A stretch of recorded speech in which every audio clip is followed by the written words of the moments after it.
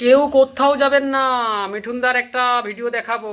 হ্যাঁ, এনাকে তো সবাই চেনো, আমাদের মিঠুনদা ফিল্ম জগতে কাজ করতো।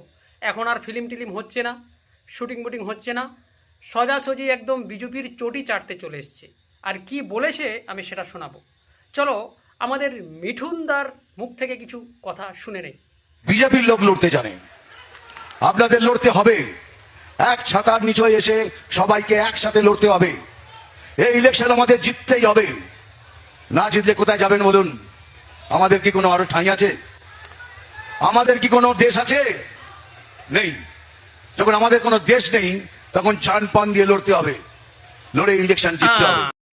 এতদিনকে মিঠুনদা সত্য কথা বললো, যেটা এখনো পর্যন্ত বিজেপির কোনো নেতা বলে না, তাই না? কি এদের ফাঁদে সাধারণ মানুষ যদি পা দিয়ে বিজেপিকে এই বাংলায় আনে, আর থাকতে পারবে না। তোমরা তোমাদের ঘর বাড়ি করে আছো, আর নেক্সট টাইম আর থাকতে পারবে না। এরাই তোমাদেরকে পোঁদের লাত মেরে বাংলাদেশে পাঠাবে। যে কটা মাল এনাদের সাথ দিচ্ছ সব কটা বাংলাদেশি, আর প্রত্যেকটার এসআইয়ের থেকে নামগুলো বাদ গেছে। মনে রাখবেন, ওপার বাংলা থেকে এপার বাংলায় মুসলমানরা আসেনি। মুসলমান দেশ ছেড়ে মুসলমানরা আসবে না, মাথায় রাখবেন।